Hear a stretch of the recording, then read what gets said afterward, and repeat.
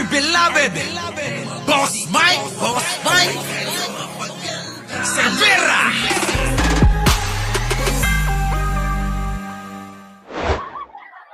Ito mga kababayan, pakinggan nyo maigi itong pahayag ni Saldico, mga kababayan, ha? Pakinggan nyo maigi. Dahil dito matatauhan yung mga tatanga-tanga. Okay, pasok. Wala. Ito pong AKAP o ito 4-piece, zero corruption, 0%. Walang friction cost. Hindi po to pork barrel. Narinig ninyo? Ha? Ulitin ko. Pakinggan nyo maigi. Wala. Ito pong AKAP o ito 4-piece, zero corruption, 0%. Walang friction cost. Hindi po to pork barrel. Kita nyo? Hindi tulad ng mga pinapakalat ng mga DDS, pork barrel daw yan, pork barrel. Corruption daw dyan, corruption. Puta, paano magiging corruption kung ibibigay mo sa tao? Putik ang corruption, mga kababayan, yung tulad kay Sara, hindi mo makita kung saan napunta. Maliwanag? Yun ang corruption. Kung ang pera, kung ang pondo binibigay sa taong bayan, ibinabalik lang sa taong bayan yang mga pinamimigay sa AKAP. Anak ng Maliwanag?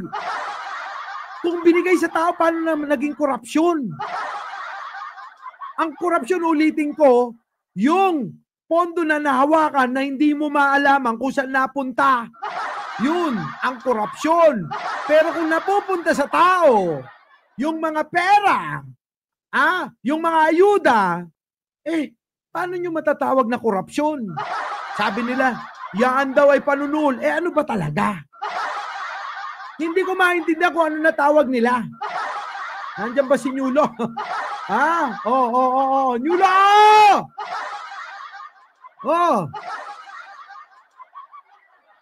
Kita tayo, ha? Teka muna. Balik tayo. Ang korupsyon, mga kababayan, kapag kayong perang hinawakan ng isang kandida, ng isang politiko, hindi maipaliwanag kung saan napunta, korupsyon. Kung ang pera, ang pondo ng gobyerno ay nakikita at natatanggap, maraming nakatanggap sa inyo. Di ba? Di ba? Hindi korupsyon yan. Kung hindi, yaan ay serbisyo sa taong bayan. Anak ng tipaklong. Di ba? Tuloy. Ang talagang matindi sa lahat is yung confidential fund. Yan po, pag mali napunta sa maling tao, 100% corruption. Kita nyo? Ano sabi ni Saldico? Ang korupsyon ay yung mas malala, yung confidential fund. Bakit? Yung confidential fund, mga kababayan, hindi nyo makita kung saan napupunta eh. Sino nakakalam kung saan napunta yung confidential fund? Meron naman paliwanag si Sara Duterte patungkol dito? Meron ba?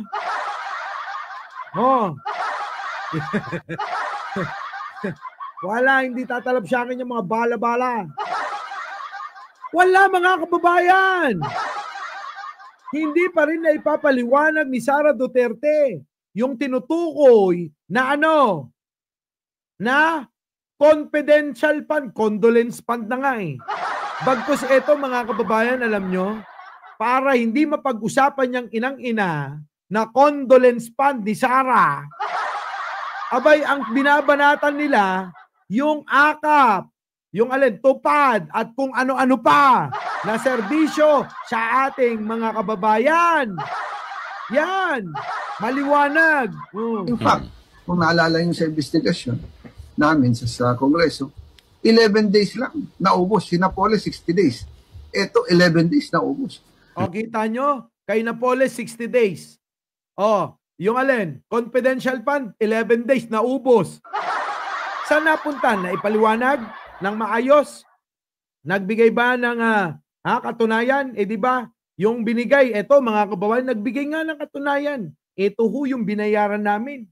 Si Mary Grace Piatos, si Nova, si Uwishi, si Chippy, si McDonald, si Kokoy Villamin. Kita nyo mga kababayan? Nagbigay na nga. Kaso, nung binusisi, aba mga kababayan, hindi pala totoong tao.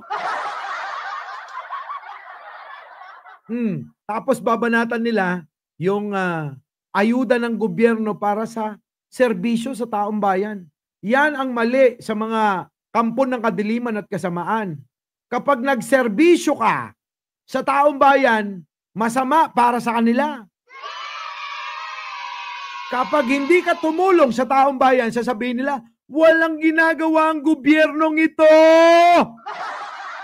Di po ba mga kababayan? Ganyan mga kababayan eh. Kapag ka may ginawa, sasabihin, yan ay panunuhol o ano-ano pa man, korupsyon. Paano naging korupsyon? Kung tinutulong sa tao. Oh. Nililigaw nila, oo. Mga kababayan, ulitin ko, itong pagbatikos sa mga proyekto, sa mga ginagawang pagtulong ng gobyerno sa mga mahihirap nating mga kababayan, sa mga kapos, nating mga kababayan, abay yan ho yung pag-divert para mapagtakpan ang mga mga kababayan, ang mga ginawa na kalokohan sa mga pera natin. Kaya nga ang tawag ko dyan, condolence fund eh. Condolence fund eh. Namatay yung mga pera natin na hindi natin namamalayan eh. Di ba, Nyulo? Baby Toricampo? Hindi na natin namalayan, nawala na lang na parang bula eh. Parang yung mga sinalvage ng tatay niya. Hindi na natin makita. Ganun na ganun mga kababayan eh. Hindi natin makita itong mga pera na ito. Oh, ang ebidensya nila, hindi mga totoong tao. Kita nyo mga kababayan, saan kayo nakakita ng mga ganyan? Ang tanong ko sa inyo, sa mga taong nagpapakilala, nandun sa panig ng kasamaan at kadiliman, tinuligsa ba nila ang gawaing ito? Putik na yan mga kababayan. Ni isa mga kababayan, wala silang tuniligsa dyan. Eh bakit kanyo? Bakit nila tutulig sa inyan? Eh alam nyo naman ang mga ugali niyan. Hindi sila para sa bayan. Eh tayo, di ba? Tayo, nila Nyulo. Oh, kapag ka may mali sa gobyerno, kahit sino, kahit kalyado ni Pangulo, tuligsain natin yan. Kaya nga kanina tinuligsa ako yung DICT. Tutulog-tulog kayo dyan eh. O masama ba yun? Hindi. Dahil yun ang tama. Tuligsain ang lahat ng mga nagkakamali, nagkukulang para proteksyonan ang gobyerno, ang bansang ito. Bakit? Sa kanila nakaatang yung mga, yung mga obligasyon na yan. O tapos dahil kakampi natin, dahil kakampi ni Pangulong Bongbong Marcos, tahimik lang dapat tayo? Hindi! Mali! To, kininayaw! Agtal na kayo na eh. Kugta-kugtaran kayo. Di ba mga kababayan? Walang ganun. Dapat lahat. Kung talagay para tayo sa bayang ito, kung talagay tayo nagmamalasakit sa bayang ito, aba dapat lahat ng may mali, kahit sino, mga kababayan. Ang problema nga wala nga tayo makita kay Pangulo eh. Eh kung si Pangulo lang may pagkakamali, di dapat tinuligsa natin. Mr. President, mali eh. Alam nyo kung ano mali ni Pangulo? Sobrang bait ni Pangulo. Yan ang problema kay Pangulo. Kaya nga, nako, Mr. President, sobrang na yung mo dyan. Sobrang bait mo eh. Huwag masyadong sobrang bait. Inaabuso ka ng mga tao. Di po ba, mga kababayan? Tuloy. Napakagaling mo mag-intelligence, magaling mo maghanap ng investigasyon na kaya mong ubusin in 11 days yung 125 million or 6,500 million. Kaya nga, di ba, may Grace Piatos, may Chippy. So, talaga pong ito lang ang form na paggastos na walang corruption. Kaya lang naman to ginagawang... Walang corruption dyan kasi nga diretso sa tao.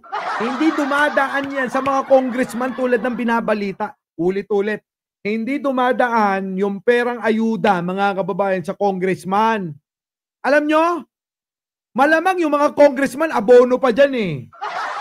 Pag nagkulang, yung ibibigay sa mga constituent nila, ng ayuda ng gobyerno, yung pondo nyong congressman dyan, dagdagan nyo. Kasi kulang. Magtatampo yung iba eh. Diba, Helen Mancao? Diba, Edel Toto? Ganon. Diba, Nixon Duay? Kaya yung mga nagagalit sa amin, bakit nyo inaano sino to? Yung kaibigan ni Mr. President, may mali! Diba? Alam nyo naman, best friend ni Mr. President, bakit nyo inaaway? May mali nga! Hindi nyo magets. Ano na pagkakaiba nyo sa mga DDS? Kung ayaw nyong, kung ayaw nyo sitahin yung mga mali na nakikita natin sa paligid ni Pangulong Bongbong, mga santo ba yan? Na hindi nakakagawa ng mali? Diyos ko po. Tao lang yan. Kaya kailangan, kahit sino pa yan, kung may mali, may mali. Diba? Paano nila malalaman na lumalabis na sila kung walang magsisita? Di po ba mga kababayan? Ramjay, dapat sitahin natin. Jojo Villanueva. Kung ganun lang, at dahil kakampi ni Pangulo yan, wag nating banatan. Wag nating sitahin. Dahil kakampi. Ano pagkakaiba natin sa mga DDS? Sige nga, ano pagkakaiba natin? Di ba? Di ba? Issue ngayon. Dahil natatakot sila na mag-e-election, mapapansin ng mga tao na the best thing that happened in this government, in this administration, naisip namin, naisip ng gobyerno, naisip ng Kongreso, na bigyan ng ayuda yung minimum wage earner. So, correct! Kung yun naman ang nakikita nila na makakabuti, kaya nga natin sila hinalal Hinalal ng bawat distrito ninyo, ng mga kalugar ninyo, kung saan kayong mga probinsya, distrito nando doon. Hinalal nyo yung mga kongresista nyo. Hinalal natin silang lahat para Para gumawa ng budget. Pag-aralan maigi yung budget ng gobyerno. Tapos ngayon nakagawa sila ng kaparaanan. Sasalungatin ninyo. Kung hindi ba naman kayo 10 beses na,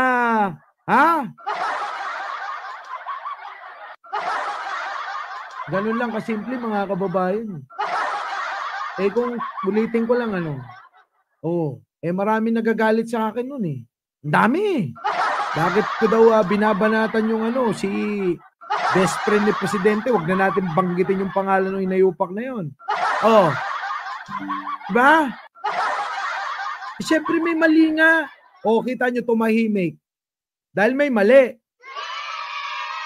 Sinausawan nila mga kababayan. Alam nyo kung sinausawan nila yung expose ni Tulfo na sa PCSO. Nasaan na ngayon? Bakit hindi natin sinausawan? Alam naman natin nawala Kundi propaganda lang yung ginagawa Bakit tayo makikisawsaw? Kita nyo, may napatunayan ba si Tulfo? Nasaan na? Anak ng tinapa. Meron ba napatunayan? Wala. Wala!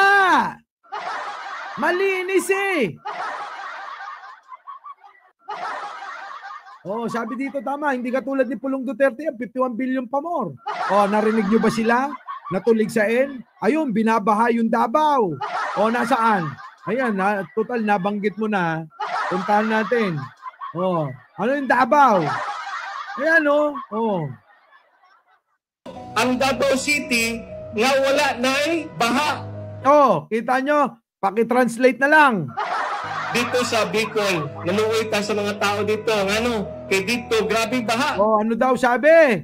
Di ko maintindihan Bisaya. Taas kayong tubig. Nagbaha man dito sa Kamsor. Tungod kay kita nyo? Jonel Vlogs, na ay bagyo. Diri sa Davao City, gamay lang ulan. Kita nyo? Konting ulan daw lang sa Davao City, baha na. Nasan yung yung kinuha, binigay ni Digong na pondo kay Pulong noong panahon ng pandemya. Biruin nyo, panahon ng pandemya, inuna pa. Nabigyan ng pondo ng 51 billion mahigit yung kanyang anak. Tapos ano, konting ulan pa rin, baha pa rin. Nasa ng 51 billion. Putik na yan. 51 billion! Billion, mga kababayan, ha? Nasaan? Nalayusan. Nalayus, tidilapan. Ha? Inanod na ng baha, ganon? So ngayon ko nga ito, ang Davao City na walay ba? Kita nyo, mga kababayan, no? Ha? Hindi mawawala yung ba? Kung talagang ginastusan, inubos ang 51 billion dyan sa Davao, eh di sana wala ng baha. Oh. Nga makasulti man si Carlo o gingunani. Nga lakas loob man si Carlo. Kita nyo, mga kababayan, no? Ha? Oh. Nga mag-propose o gingunaning klaseng mga pamaagi programa. Kay ginabuhat na ni sa laing syudad. Ginabuhat na ni sa laing lugar. So, kita nyo? Hindi ko naintindihan. Hindi ko naintindihan. Oh, basta naintindihan ko, mga kababayan. Oh, kung gusto nyo ng pagbabago sa Davao, nako, palitan nyo na yung namumuno dyan. Dahil yung mga namumuno dyan, hindi maipaliwanag kung saan nila dinadawla yung mga sandamakmak na pera na kinukuha nilang pondo sa gobyerno. Kita nyo, si Sara, hindi maipaliwanag yung milyon pera. Si Pulong, hindi niya rin masabi kung saan niya dinala yung 51 billion niya. Si Digong, ayun, kinukonsinti silang lahat. Tapos sisigaw, para mahal ko ang bayan, mahal ko ang mga Pilipino. Oh, wag niyong sirain ang bansa ko. Putik na yan, mga kababayan. Wag daw sirain ang bansa, pero sila ang sumisira dito sa ating bansang sinilangan. Diba? Ganun. Putik na, haba na ng live natin, mga kababayan, ha. Bago tayo maghiwa-hiwalay, wag niyong kalimutan, mag-like, mag-share, at mag-subscribe. At bukas, kita-kita po tayo. Alauna na. Muli, opo hanggang dito na lang.